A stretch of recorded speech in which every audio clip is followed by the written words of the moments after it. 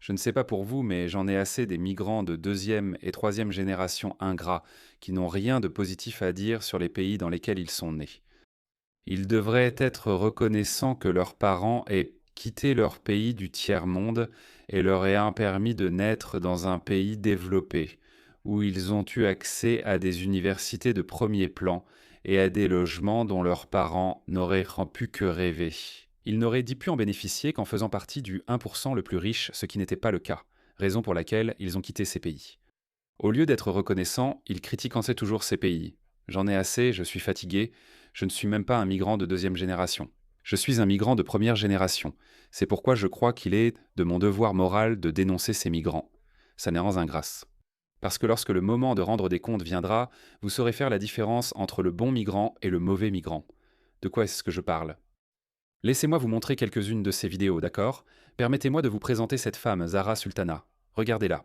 Mis à part le fait qu'elle a gaspillé plus de 2 millions de livres en frais d'adhésion, parce qu'elle était la dirigeante ou elle était la cofondatrice de, comment il s'appelle déjà, le parti politique de Jérémy Corban, votre parti. Et puis elle les a remplis avec des membres pour l'indépendance musulmane. Ensuite, elle a dit que ce parti était devenu un club de garçons sexistes. Qui aurait cru que ça allait arriver? Et ensuite, elle s'est enfuie avec 2 millions de livres de frais d'adhésion. Regardez ça. Rencontrer Lisa Phillips, survivante des abus de Jeffrey Epstein, fut un privilège. Son courage à témoigner est extraordinaire. Et elle n'a pas dit un seul mot sur les gangs d'exploitation sexuelle. Jeffrey Epstein, oui. Les gangs musulmans d'exploitation sexuelle, non. Regardez celui-ci. Le CGRI a maintenant été déclaré, par miracle, organisation terroriste par le gouvernement britannique. Et toute personne affichant son soutien au CGRI risque la prison. Bonne nouvelle pour Bachar Cher. Mais regardez ça. Qu'en est-il des forces de défense israéliennes génocidaires? Les FDI n'ont pas menacé le Royaume-Uni. Le CGRI a officiellement menacé le gouvernement britannique au moins 20 fois, mais il y a quelque chose de plus sinistre chez ces gens-là. Même si ses parents viennent du Bangladesh et qu'elle est bangladaise, fille de migrants, il y a quelque chose de plus sinistre chez des gens comme Zara Sultana. Ils ne donnent pas l'impression d'être des islamistes fanatiques. Ils veulent être perçus comme des progressistes woke, socialistes et d'extrême gauche. Je ne sais pas ce qu'elle est, mais pour être honnête, ça n'a aucune importance parce que les communistes et les islamistes sont de mèche. Donc ça me va. Regardez ça, écoutez-la. Elle aurait dû être arrêtée après ça parce qu'elle a incité à des émeutes dans les rues du Royaume-Uni. Rien ne s'est passé car elle bénéficie du privilège des personnes de couleur, un phénomène que je connais bien. Nous sommes la majorité. Ce pays nous appartient. Donc oui, nous les vaincrons dans les urnes, mais quand c'est nécessaire, nous les combattons aussi dans la rue. Elle les combattra aussi dans la rue. Mais qui sont-ils? L'establishment britannique, parce qu'elle devient parfois communiste, marxiste et marxiste révolutionnaire. Mais ce n'est pas ce discours-là qui me dérange vraiment. Je voulais vous faire écouter ce discours parce que, pour une raison que j'ignore, je ne comprends pas pourquoi ces gens pensent qu'ils peuvent justifier leur présence en Occident sous prétexte que la Grande-Bretagne a autrefois colonisé leur pays d'origine. Je ne comprends tout simplement pas qui a trouvé un argument rationnel, car le colonialisme leur a été imposé contre leur gré. Les Britanniques ont colonisé leur pays, mon pays, l'Inde, d'accord, et l'Inde est ma terre ancestrale. D'accord, je ne me considère pas comme pakistanais. Le Pakistan est une identité politique fabriquée. Avant 1947, il n'y avait pas de Pakistan. C'était toute l'Inde. Je suis né au Pendjab, dans ce qui est aujourd'hui le Pakistan. L'Inde a été colonisée par les Britanniques, d'accord, comme toutes les autres superpuissances de l'époque. Les superpuissances colonisaient d'autres pays. Même l'Inde l'a fait. Les Indiens sont allés aussi loin que l'Afghanistan. Je sais que les Indiens aiment dire qu'ils n'ont jamais colonisé. Pourtant, ils l'ont fait dans une certaine mesure. Mais il est vrai que, contrairement aux musulmans et aux occidentaux, les Indiens et les Chinois n'ont pas une culture de colonisation. Écoutez cet argument. Laissez-moi vous prévenir, cette femme a une voix très agaçante et un visage très agaçant aussi. Mais ignorons son visage un instant. Très agaçante. Laissez-moi vous faire écouter ceci. Devant vous, en tant qu'enfant fier de Los Lozels à Birmingham, mes grands-parents sont venus dans ce pays après que les dirigeants britanniques aient pillé leur patrie. Comme l'a dit Sivan Sivanandan, nous sommes ici car vous étiez là-bas. Non, chérie. Tu es là parce qu'ils t'ont laissé entrer. Je ne vois pas en quoi c'est un bon argument. Ils sont venus par la force. Ils vous ont colonisé par la force grâce à la puissance de leur armée. Tu es entré, s'il te plaît, laisse-moi entrer. Je déteste mon pays de merde. S'il te plaît, laisse-moi entrer. Je serai un bon citoyen. Alors les Britanniques ont dit, tu sais quoi, c'est juste. Nous vous avons colonisé. Donc, nous allons vous donner la priorité. Nous, les Indiens, ou les personnes venant d'anciennes colonies, nous avons pu aller en Grande-Bretagne parce que les Britanniques ont décidé de nous laisser entrer. Nous n'avons pas décidé de les laisser entrer. Nous ne les avons pas laissés. Nous ne voulions pas qu'ils nous conquièrent ou nous colonisent. Ils l'ont fait comme toutes les autres superpuissances l'ont fait avant eux. Donc ces personnes ne comprennent pas la différence entre volontaire et involontaire. Cette citation aurait plus de sens si nous avions conquis la Grande-Bretagne avec nos armées. Ce n'est pas ce que nous avons fait. Nous sommes entrés. Laissez-nous entrer, s'il vous plaît. Vous voulez bien ? C. Je serais un bon garçon, s'il vous plaît. C'est tellement ingrat. Et toute l'idée derrière ça, c'était « D'accord, on vous colonise. Nous avons quelque chose en commun. Vous connaissez déjà un peu notre culture. Donc au lieu de faire venir quelqu'un, disons, d'Afrique subsaharienne, nous ferons venir des gens de ce qui sont aujourd'hui le Pakistan, le Bangladesh et l'Inde, ainsi que des Caraïbes. » C'est ce qu'il pensait. Mais il s'est avéré, en vous regardant, que c'était une grosse erreur. Non seulement vous détestez le pays qui vous a accueilli, mais vous voulez en fait le renverser et le remplacer par une doctrine étrangère, que ce soit le communisme ou l'islam. Je ne sais pas ce qu'elle veut. Franchement, elle n'est pas très futée. Je pense qu'elle est socialiste, mais elle ne comprend pas que le socialisme et l'islam ne vont pas de pair. Elle ne comprend pas ça. Elle n'est pas la plus futée, que voulez-vous que je dise ? Et regardez tous ces idiots qui applaudissent.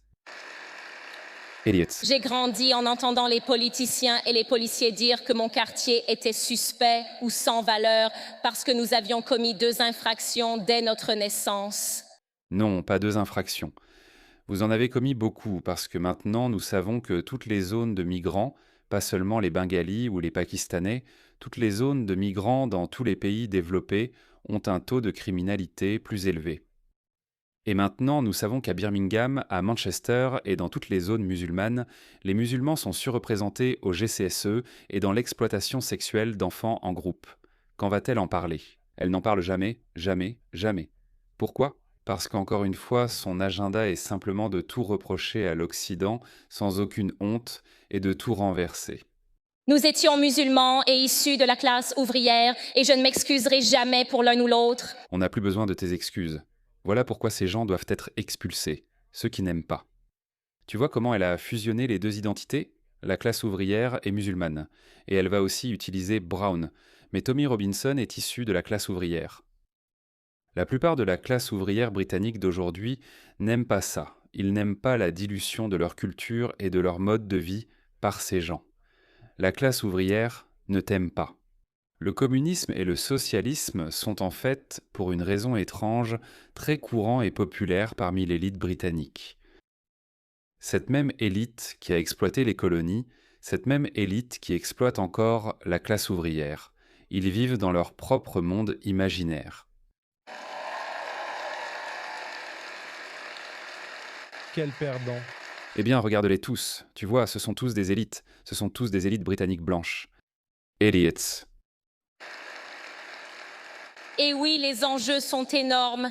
L'ancien est en train de mourir. Et si le nouveau ne peut pas naître, ce sera l'époque des monstres. C'est déjà une époque de monstres. Nous avons vu les monstres et ils arrivent. C'est pourquoi nous devons nous préparer, les gars. C'est socialo-communiste, je l'ai toujours dit. La seule autre idéologie qui a tué autant de personnes que l'islam, c'est le communisme.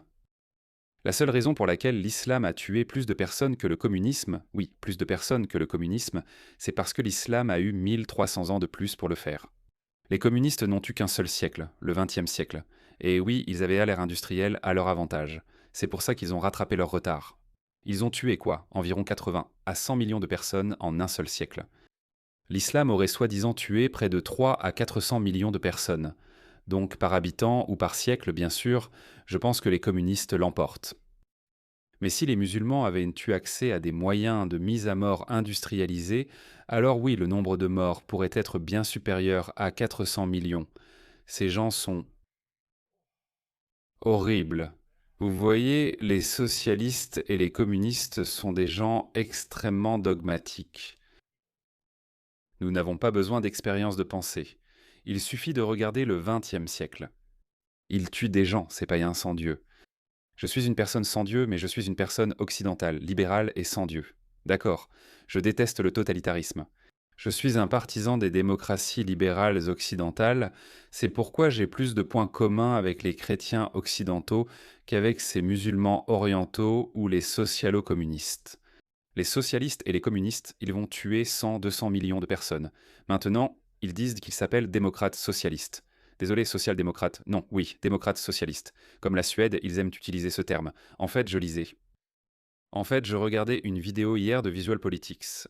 Le soi-disant modèle suédois, la Suède l'a abandonné depuis le début du siècle. Ils n'ont cessé de baisser leurs impôts.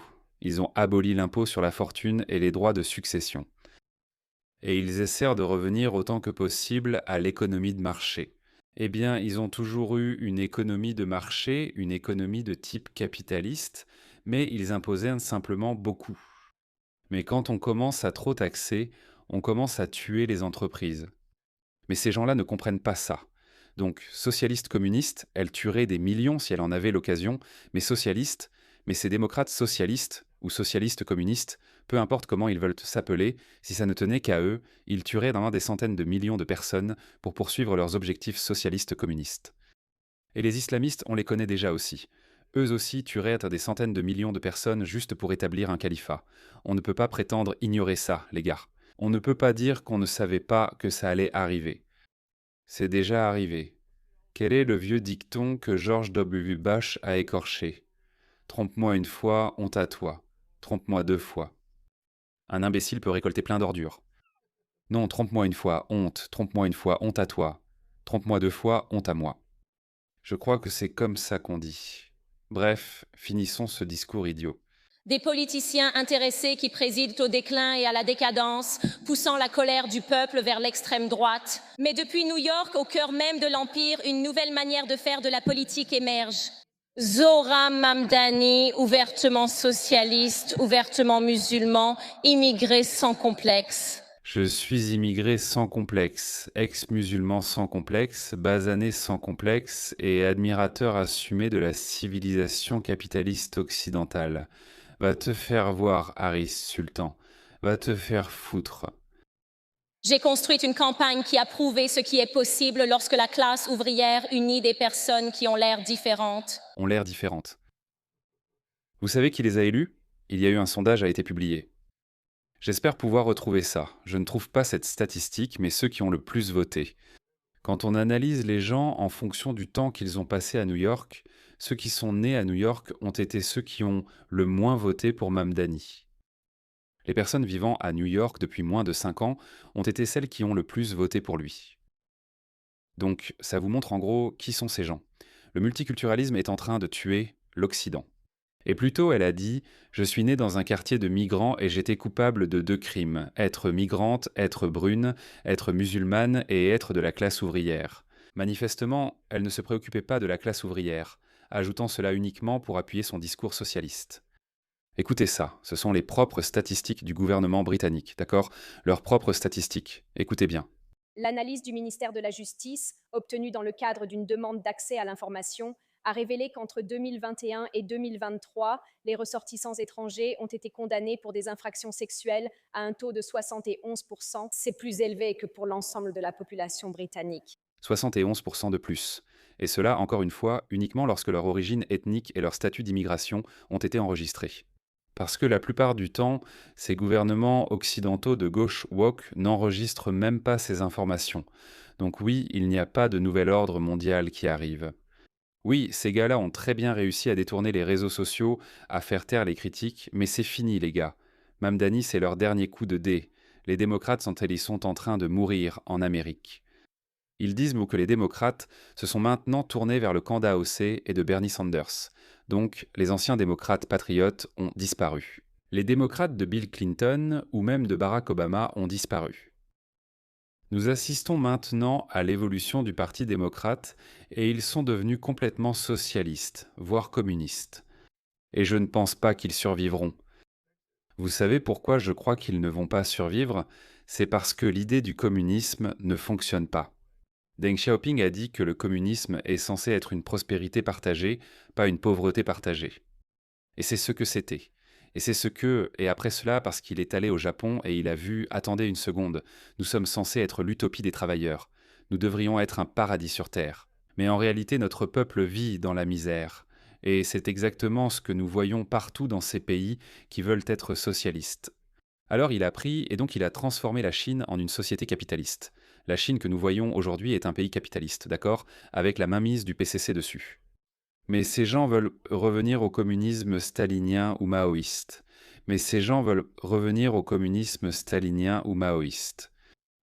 Ça ne va pas marcher. C'est pour ça que ça ne va pas marcher. Quand tu commences à taxer les riches, parce que tu veux taxer les milliardaires, taxer les riches, oui, vas-y, fais-le. Regarde ce qui se passe en Angleterre. On n'a même pas atteint le communisme en Angleterre. Et regarde ce qui se passe avec leur politique de socialistes modérés. Oui, tu sais quoi? Donne-leur de l'argent. Tu as un TDAH? Donne-leur de l'argent. Tu as ce handicap? Ne t'inquiète pas, reste à la maison. Tous ces gens du tiers-monde qui arrivent et font des bébés comme des lapins. Ne t'inquiète pas, on va te donner une maison gratuite, un logement gratuit. Laisse-nous payer tes factures. Et le Royaume-Uni fait faillite parce que ce modèle ne fonctionne tout simplement pas. Ces idiots ne savent rien. Ils n'ont jamais dirigé une entreprise. Tout ce qu'ils savent faire, c'est prendre aux gens qui travaillent dur et construisent leur fortune. Et c'est la raison pour laquelle les millionnaires ont, je ne sais pas, enfin, combien de millionnaires ont quitté le Royaume-Uni. Un nombre record de 16 500 personnes fortunées ont quitté le Royaume-Uni rien qu'en 2025, l'année dernière. Je me demande combien sont partis cette année. Cela représente la plus forte sortie annuelle de millionnaires jamais enregistrée pour un seul pays. Tu te rends compte? Ces millionnaires, ils emportent soit leur argent avec eux. Tu sais ce qui se passe ensuite? Moins d'emplois, moins de travail, moins d'argent qui circule. Le gâteau devient encore plus petit au lieu de grossir. Comme je l'ai dit, ces idiots ne savent rien. Nous avons aussi ces idiots socialistes en Australie.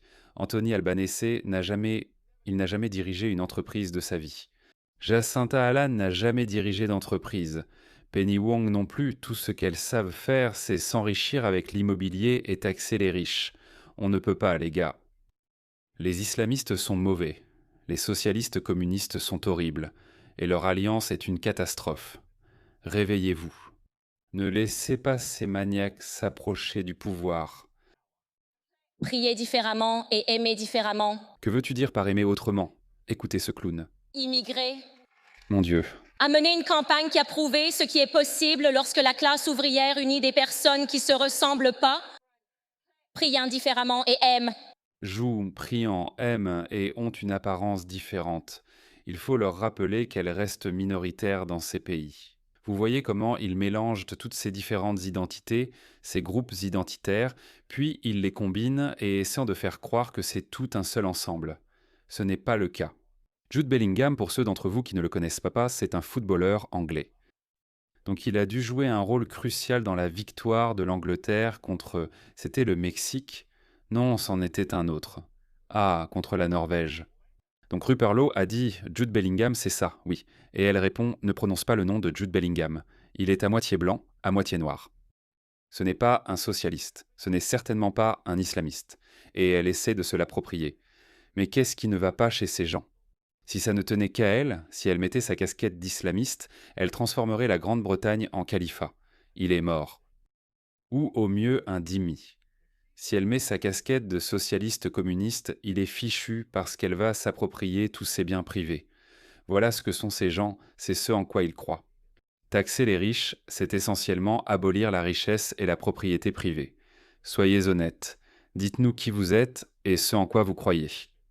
Différemment, mais tous veulent une vie digne où les gens et la planète prospèrent. Si nous ne gagnons pas ce combat mondial, la décadence laissera place au fascisme. Non, il n'y a pas de décadence. L'Occident s'en sort très bien sous le capitalisme. Le monde occidental a bâti la plus grande civilisation connue de l'humanité grâce au capitalisme. Le capitalisme nous a emmenés dans l'espace, nous a donné Internet, l'IA, la meilleure qualité de vie, tout cela rendu possible grâce au capitalisme. Des personnes comme moi seront enfermées dans des tentes et déportées vers des zones de guerre, Nous ne pouvons qu'en rêver. pendant que tout le monde s'appauvrit, sauf les gestionnaires de fonds spéculatifs qui font des dons aux partis travaillistes, aux conservateurs et à Réforme. Si c'était vrai, alors pourquoi la classe moyenne du monde occidental a-t-elle toujours le niveau de vie le plus élevé? Nomme-moi un seul pays communiste qui s'approche ne serait-ce qu'un peu des standards de vie occidentaux. Même de loin, même au sommet de leur puissance, l'Union soviétique. Chiny. La Chine n'a pas atteint un niveau de vie comparable à celui de l'Occident, un standard de vie comparable à celui de l'Occident, avant de devenir une société semi-capitaliste. Ces gens-là, sérieusement, ces gens-là n'ont rien. C'est complètement vide là-haut. Des gens extrêmement dogmatiques, aveuglés idéologiquement. Mais si nous gagnons, nous transmettrons un monde renouvelé aux générations futures. Mon Dieu, s'ils gagnent, 100 millions mourront dans les 10 ou 20 premières années. Au Royaume-Uni, ils tueront probablement environ 20 millions de personnes. Leur solution contre la pauvreté, c'est d'éliminer les pauvres. C'est ça, leur solution. On ne peut pas détester assez ces gens-là, ces socialistes communistes. Et j'en ai fini d'être gentil avec eux. J'en ai fini de les surveiller. Ils parlent ainsi, comme tu l'as dit et entendu. Dis que si on ne peut pas les combattre autrement, on le fera dans la rue. Non, tu ne vas pas gagner ce combat. Toi et quelle armée? Ton armée des Yel-Yel? Ton armée de cinglés woke avec des piercings au nez? Non. Nous ne pouvons pas leur permettre d'accéder au pouvoir. Et des expulsions, les gars, des expulsions. Pas seulement des islamistes, mais aussi des cinglés woke, parce que les cinglés woke aiment ces islamistes, envoyez-les en Afghanistan.